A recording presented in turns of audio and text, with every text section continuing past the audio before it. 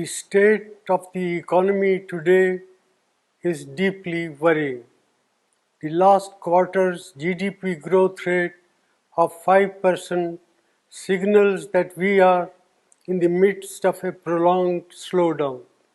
India has the potential to grow at a much faster rate, but all-round mismanagement by the Modi government has resulted in this slowdown.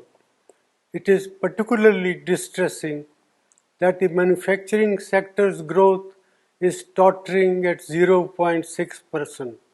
This makes it very clear that our economy has not yet recovered from the man-made blunders of demonetization and a hastily implemented GST.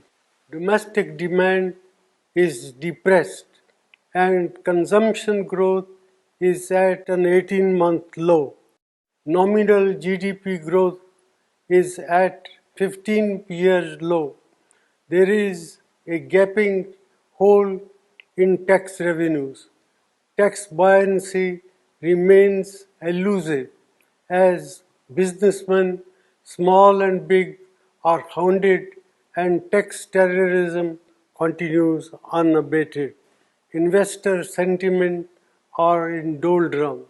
These are not the foundations for economic recovery.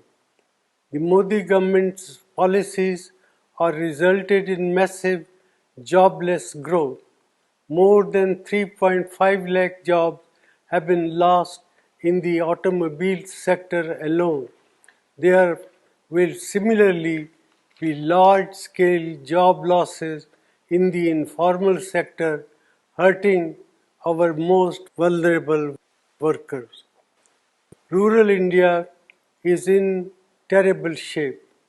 Our farmers are not receiving adequate prices and rural incomes have declined.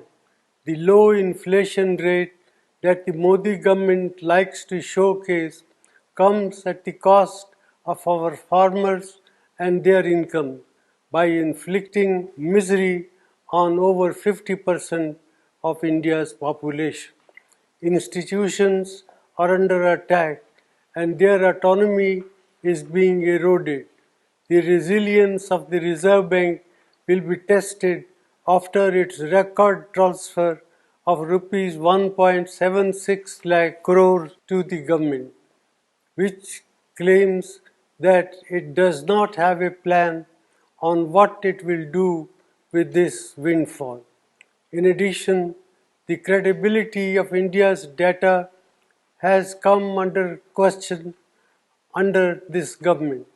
Budget announcements and rollbacks have shaken the confidence of international investors. India has not been able to increase the exports to take advantage of opportunities that have arisen in global trade due to geopolitical realignment. Such is the state of economic management under the Modi government. Our youth, our farmers and our farm workers, entrepreneurs and the marginalized sections deserve better. India cannot afford to continue down this path. Therefore, I urge the government to put aside vendetta politics and reach out to all sane voices and thinking mind to steer our economy out of this man-made crisis.